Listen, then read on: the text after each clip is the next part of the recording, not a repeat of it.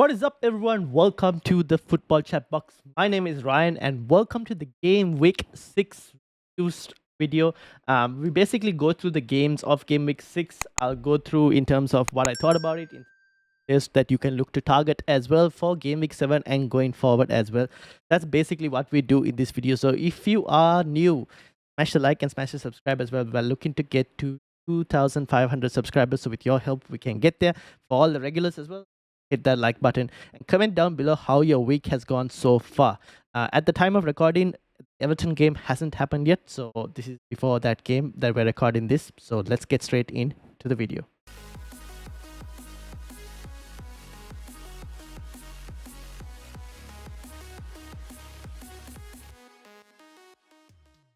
All right, so 6 points as things stand right now. But 2 more players to go. Petrovic with 3-pointer. Tarkowski yet to play. Senesi, the gift that keeps giving. Gabriel with set-piece goal as well. Very nice, very nice. And Defcon. Xavi Simons, very disappointing. Spurs in general, very disappointing. Reinders, disappointing.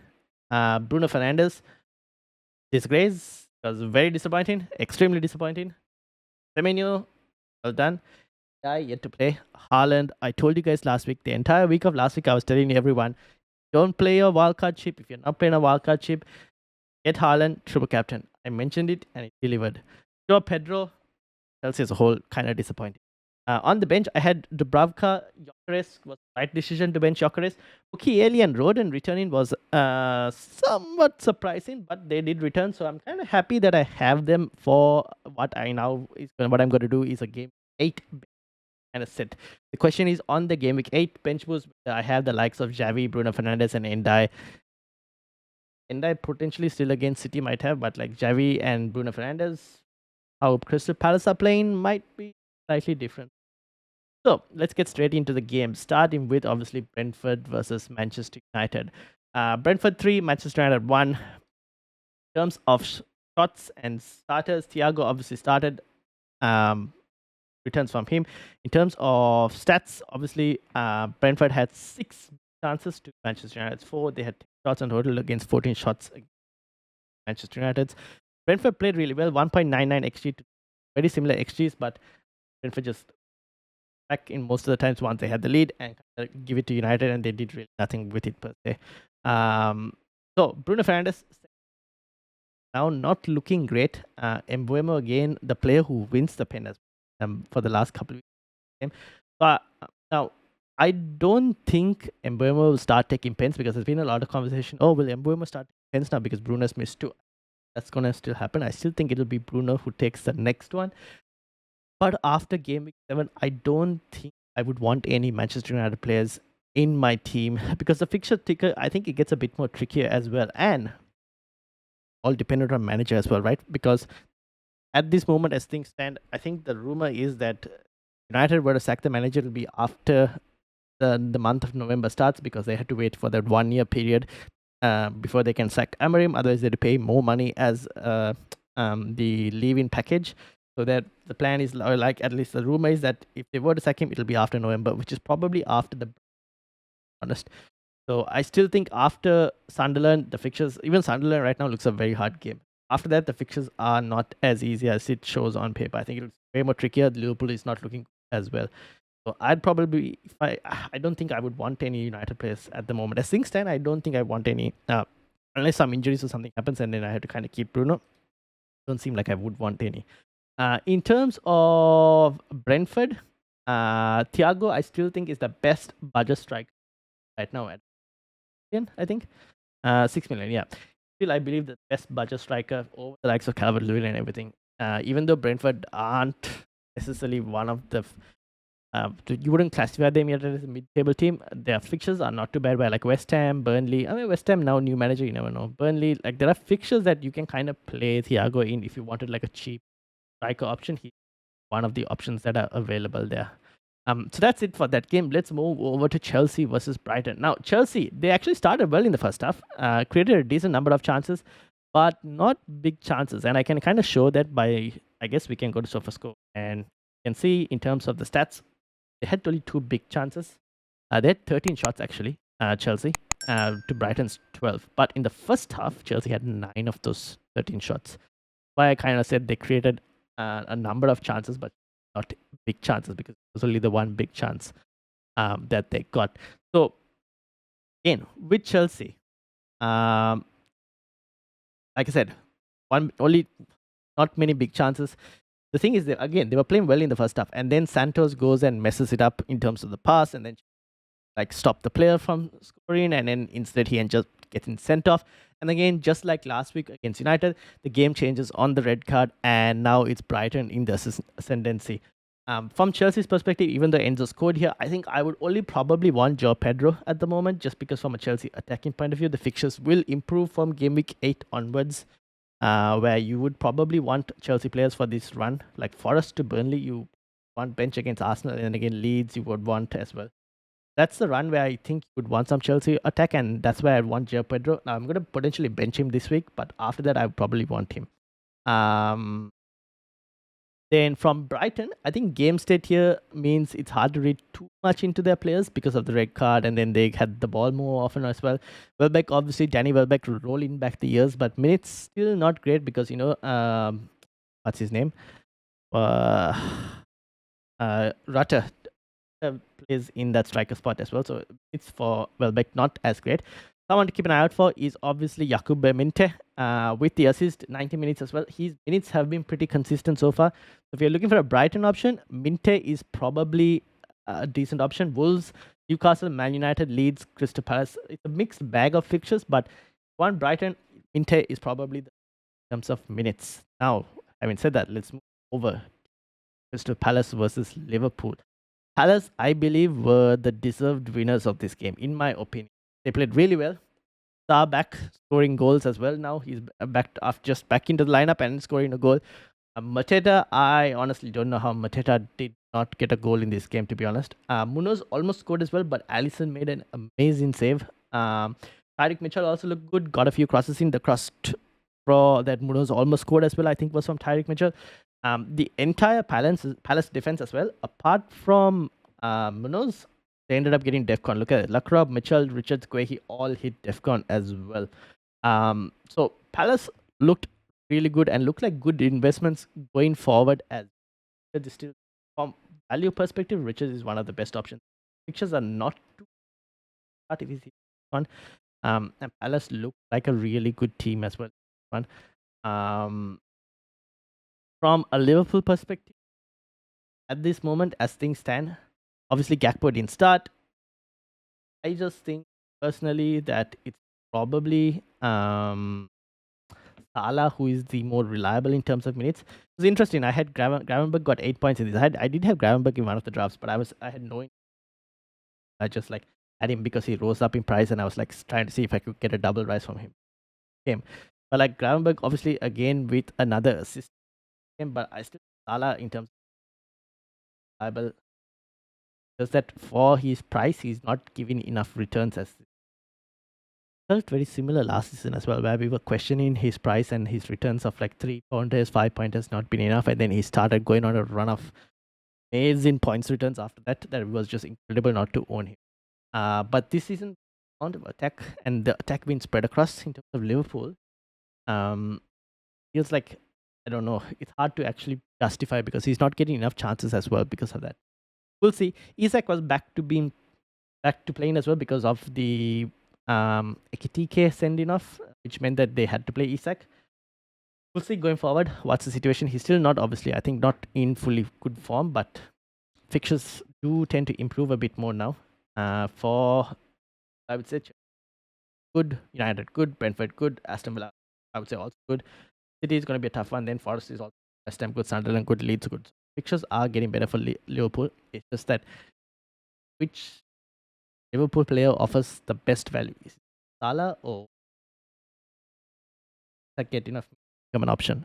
I don't know. Let me know in the comments. Oh, is Gravenberg one? But yeah, let me know in the comments in terms of that. We will move over to Leeds versus Bournemouth. Now, Semenyo returns, Tennessee assist returns, and DEFCON as well. The gift that keeps on giving. And now Private is back into the starting lineup as well, which means we don't know if Semenyo is really on pens now going forward with Kluivert back in. but it's obviously something that we'll have to kind of monitor and see. But as long as attacking returns, there's at the moment at least no real reason for us to be worried about Semenyo as an option in our team. Like, we just continue to play him and fine, completely fine with him. In terms of Leeds, on the other hand, everyone was on Stark. He was like the talk of the town before this week, and it ended up being the Sean Longstaff show instead, with him getting an assist and a goal in this game as well. Gordon, interestingly, picking up a goal, and he was one short of DEFCON. So he's still kind of my favorite Leeds pick, and especially favorite Leeds defensive pick as well. Probably the only pick I would want from Leeds in my squad for a longer term. Also, I think Leeds at home, I mentioned this on a podcast before, I feel like at home they will be a tougher opponent than away, or they're looking like it. So keep an eye out for Leeds at home. Moving from there to Man City versus Burnley. Man City once again trash Burnley as usual, like in the past. Again, another 5-1 hammering in this game. Haaland returns, and like I said, all love last week. If you have the triple captaincy chip and you aren't playing a wild card or free hit or any other chip, just play the triple captaincy on Haaland. And everyone who did it, they're very happy that I did suggest that. So everyone's doing well. Everyone's got good returns. Doku seemed like he'd improved his decision making. I think Doku against teams that are much more weaker this season might actually tend to provide a bit more decent in terms of attacking returns and in terms of punts. Be a decent differential option as well, given that he's like slightly improved in terms of decision making. And Pep also did mention that as well in his post-match press conference. Good to see that from him. He's at a pretty decent price range where you could probably take a punt on him if you wanted to as well. From Burnley, nothing really much to say. I think the mention is Anthony's getting returns for Burnley. Wanted a Burnley option, you to be honest, at 5.6, but I'm not too interested in options as a whole at the moment, except for Dubravka. I'm lucky that I got rid of S. Sorry for anyone who started Esteve. What it is. Moving on from that to Forest versus Sunderland. Ange Postecoglou's first game at home in charge of Forest ends up a 1-0 defeat. Where Sunderland, I did mention Alderete as the attacking threat in some of the videos last week. And that's exactly what happened. 17-pointer from Alderete. I did mention, however, that Mukiele was the DEFCON monster, and he was one short of DEFCON, funnily enough. But he came up with the clean sheet as well. So Alderete, Mukiele, one of those you have for Game Week 8 bench boost option. I did also mention their goalkeeper Rufus is keeping them in games, and I did keep them in this game as well a bit, to be honest. So 4.5 goal, not too bad, because he will make quite a lot of saves. Maybe I should have thought about him a bit more. The only thing is, like, Sunderland's fixtures after Game Week 8 is good. Game Week 7 as well at this point is good. Game Week 10 is good, and then it gets kind of tricky where you don't really trust him as a goalkeeper option. He'll just make a ton of saves, and whenever Sunderland keep a clean sheet, he's in the bonus because he makes a ton of saves. So yeah. Moving to Spurs versus Wolves. How could he get a return in this game? I have no idea. He was close to scoring. Probably should have got a return, to be honest. But he didn't. Wolves, I mentioned all this time, can create. It's just that they can't shoot. They can't finish and they can't defend. And it was kind of, they did get the goal, but again, plenty of chances created. Not enough finishing or defending available. I think Wolves will be fine. Going forward, if they can kind of sort out that. But at the moment, they're still kind of trying to get into it. But it was a bit more of a better performance in this one, because Spurs didn't look great at all, to be honest, in this game. But I think Wolves, they can sort that out, they'll be fine and they won't get relegated. But at the moment, they're still the relegation candidacy because of that. Spurs, I bought Xavi Simons hoping that they will improve, and clearly it's not looking good. Problem with Xavi Simons is, this was mentioned by Sam as well in the chat. Kudus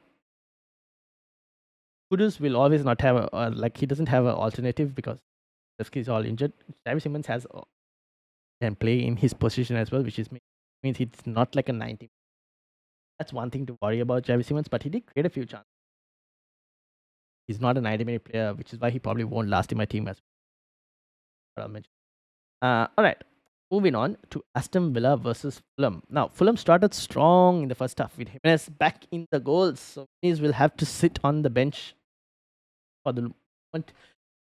King looked lively, but so was his diving as well. Watkins somehow managed to get a goal in this game. Almost got an assist as well. But that went to Morgan Rogers, who had no clue about that assist, to be honest. Fulham, I thought, looked better in the first half. But I thought Villa looked better in the second half. Now, what a goal from their captain, McGinn. Incredible goal from him. And then obviously Bundea to get the winner as well. Hansa obviously him in the game as well at one point, where Martinez did it to Fulham players. And then they almost scored by Konsa on the line save as well. So kept them in the game as well. Still have your Aston Villa players. I think you keep them now for the Burnley fixture, but then after that, I think you have to sell. Morgan Rogers did absolutely nothing. Like, he did nothing. So did Watkins as well, to be honest. Watkins also did nothing in that game. Let me actually show you, because so Watkins, apart from the goal, he's only had that as the shot on target. He had no other shots in that game, and Morgan Rogers had no involvement in shots. He had one big chance created, but no involvement in terms of shots. And I don't know if the one big chance is that assist or not, but like, he had no idea about that assist. Yeah, I thought I'll mention that. If you have them, Burnley, yes, and then after that, I think you still probably sell, to be honest. Moving on to the final fixture that we have for the day, for the Everton game and West Ham game, is Newcastle versus Arsenal. Now, Newcastle doing well to utilize Walter Marder's height in another headed goal. I think one thing to see from Newcastle is once Visa is back, I want to see how they kind of implement what Visa and Walter Marder. Do they play one? That's something that we kind of have to wait and see. From Arsenal's point of view, Gabriel coming up big, 2 late goals for Arsenal in total, and Gabriel from a set piece scoring again. Why I like him as my option in terms of Arsenal options. If you were to try and get an Arsenal defender, kind of why I like him, because he's involved in set pieces. He hit the DEFCON as well. Calafiori, like, problem I have with Calafiori, gets subbed off pretty, to be honest, and this is off top. Obviously, if the clean sheet is intact, it's amazing. But the clean sheet is not intact, like this game, is out on the chances to be involved if there is like a goal later in, right? That's the only problem with Calafiori. But I love Gabriel as an option, just because he's a target from set piece as well. Declan Rice, I think I should mention, because Andy always mentions Declan Rice as well. Will continue to keep ticking over in terms of points. He has been doing pretty well so far as well. So he will continue to tick over as a budget Arsenal attacking option. He is obviously one. I thought Gyökeres did well, even though the matchday team will show that Gyökeres was horrible. I actually thought Gyökeres did well in terms of hold-up play and everything. I'm happy to own him for the game against West Ham at the moment. I know kind of happy to own him going forward. Obviously, Saka not fully fit, got only about 70 minutes. Odegaard is also back, which is now with the amount of players back now from injury, except for like a Havertz, Arsenal do have depth. So it'll be very interesting to see how they rotate their players going forward. That we will have to keep an eye out for. So yeah, that's basically it. Thank you all for watching. If you reached up to this point, let's see, hopefully Tarkowski returns in the Everton game. Either headed goal would be nice, and Endai some returns. I'm at about 3, so I went from 5 point something ish million to 3.4 million now. Hopefully by the end of the Everton game, we are inside the top 3 million. So we'll see. So that's it from this video. If you reached up to this point, hit the like, hit the subscribe. Tomorrow we're going to have the podcast instead of the team selections stream. So tomorrow podcast, and we'll be doing a team selection stream on Thursday, because on Wednesday I will be joining FPL Sidenet Pete. His podcast that'll be out on Spotify and Apple Podcast as well. So that's going to be joining on him Wednesday. So team selection on Thursday, podcast tomorrow, and then Friday night deadline stream. So make sure to hit the like, hit the subscribe. Plenty of content coming your way. Thank you all for watching.